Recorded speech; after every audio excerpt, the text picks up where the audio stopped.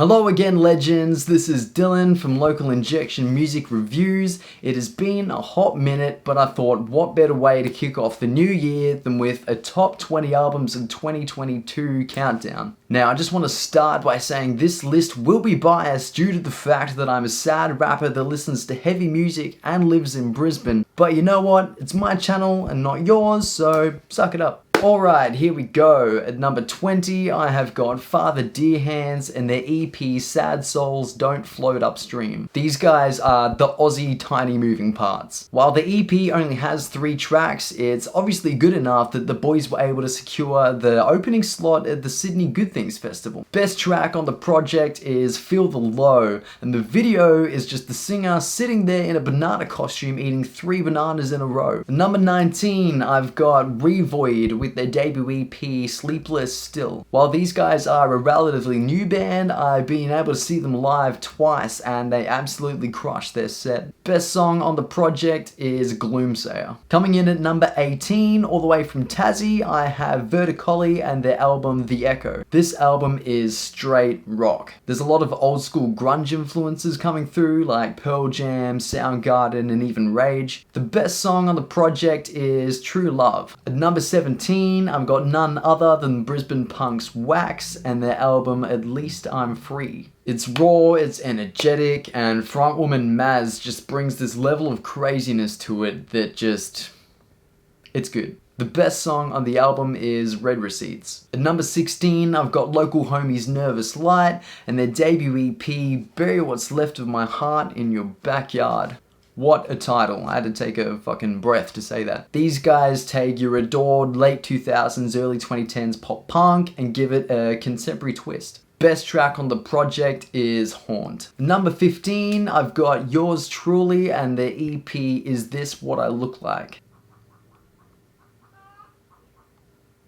My neighbors have chickens. This project sees the band diversify their sound, and they actually recently released an instrumental lo-fi version of the EP as well. I just think Michaela has one of the best voices in the scene. The best track for me is Walk Over My Grave. Number 14, I have Glass Tides and their album Wake Me Up. This is the first time we actually hear breakdowns in their songs, and I've got to say I am all for it. There's even a track featuring Will from Windwaker, which is sick. The best song on the album is Black and White. At number 13, I've got the debut solo record from Luca Brasi frontman Tyler Richardson, Life in the Suburbs. It's very passionate and honest and quite tender at moments, and produced by the frontman of Slowly Slowly, Ben Stewart. The best song on the album for me is Things That Break Your Confidence. It helped me through a tough time recently, and it's just this really great brooding track. Coming in at number 12, I have new Brisbane boys Citadel and their debut album Decompose. When I first came across these guys, my mind was blown. They are so good. You'll have the first half of a song be this piano ballad with falsetto vocals, and it gets spearheaded by these down-tuned chugs and harsh screams. The best song on the album for me is Parasite. At number 11, I have Stand Atlantic with their album Fear or Fuck Everything and Run. This album is very contemporary pop punk. You've got a lot of modern production styles, and it's just hella catchy. The best song on the album is Hair Out. Alright, moving into the next half. At number 10, I have The Gloom in the Corner and their album Trinity. This project is just exceptionally original. It's a concept album with features from vocalists of other heavy bands in almost every song, and it's just a breath of fresh air in the local heavy scene. You've got these theatrical, almost operatic elements to the songs, and it just works so well in a heavy setting. The best song on the album for me is New Order. Coming in at number 9, I have Dear Seattle and their album Someday. I wasn't a huge fan of Dear Seattle before this album. I do have Don't Let Go and I listen to them occasionally, but this album just has a level of maturity to it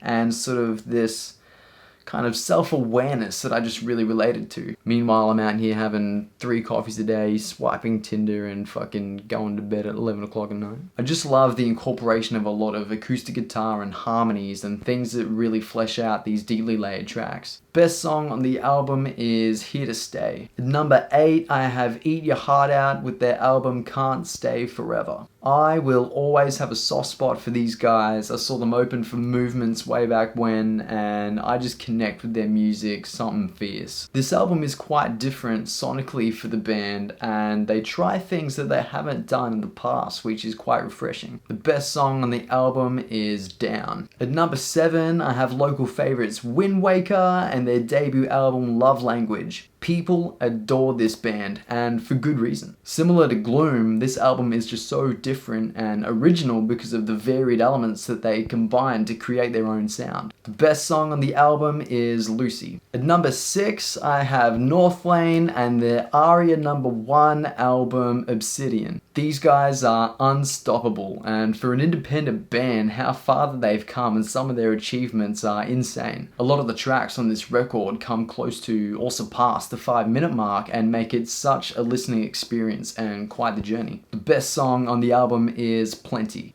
Okay, we're getting into the pointy end of things. Coming in at number 5, I have Thornhill with their album Heroin. I wasn't an overly big Thornhill fan before this album. Admittedly, it did take me a few listens to appreciate how original and conceptual this album is, but it is good. The fact that the CD liner notes are written like a film script is just another level to the effort that they put into this project. The best song on the album, I'm going to say now, is Hollywood. I think on my album review last year I said Archangel, but there's just something about Hollywood that just stands out for me. At number 4, I have one of my new favorite bands, Sly Withers, and their album Overgrown. This album is kind of a sequel to 2021's Gardens, and not to mention that they dropped this album a year later after releasing bonus tracks for the first one, and this album is 14 tracks long. These guys are machines. Their music is just so personal and relatable and honest, and it's understandable why their fans have such a deep connection to it. This album particularly helped me a lot over the last year, and they're just such great guys. The best song of the album is Sometimes. Here we go, top 3, it's getting real, so without further ado, I give you Slowly Slowly and their album Daisy Chain. I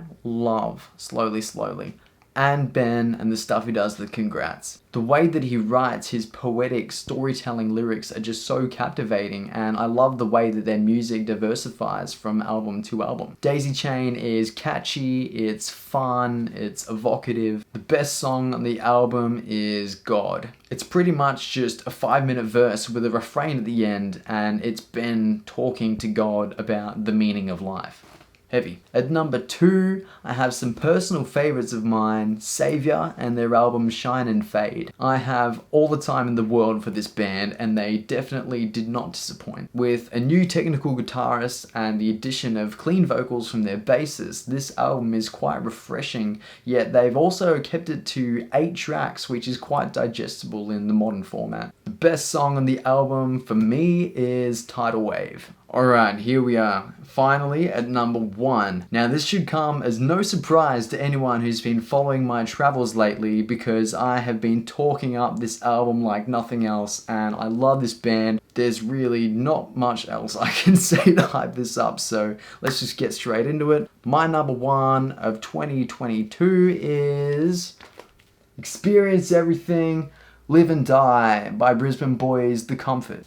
I mean, just look at this variant. How sick is that?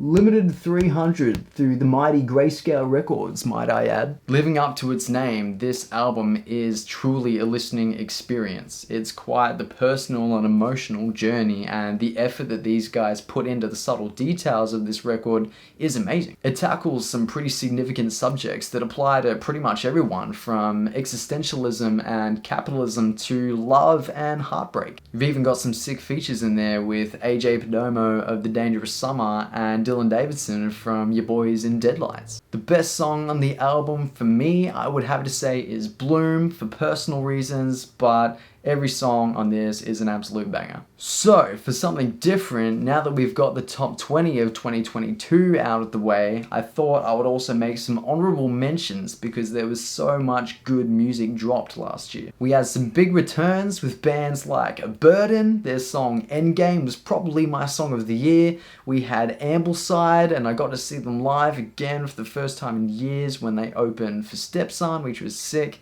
And Bloom with Sink Into the Soil, which is insane. On the other hand, we also had some sad farewells with one of my all-time favorite bands, Dream on Dreamer, calling it a day and dropping Hurricane, and Stuck Out releasing Split in Two as their final song, which kind of blends lyrics and melodies from previous songs as well, which is pretty cool. In fact, I love Dream on Dreamer so much, I even got the old Loveless logo tattooed right here. And Void of Vision released not one, but 2 EPs. We also had Make Them Suffer drop their new track with Alex from Drown This City, and In Heart's Wake even dropped a soundtrack for their new documentary Green is the New Black, which is streaming on Netflix at the moment.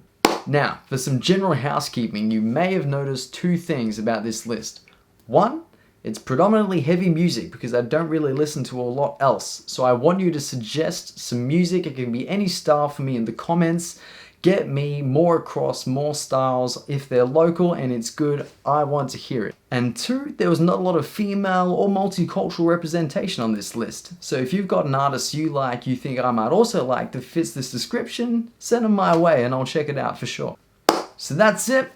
Local Injection's top 20 albums of 2022. I hope you've enjoyed watching this. I've enjoyed filming it. It feels so good to be back. And I will see you again soon for the first proper album review of 2023. Much love. Listen to local music. Peace.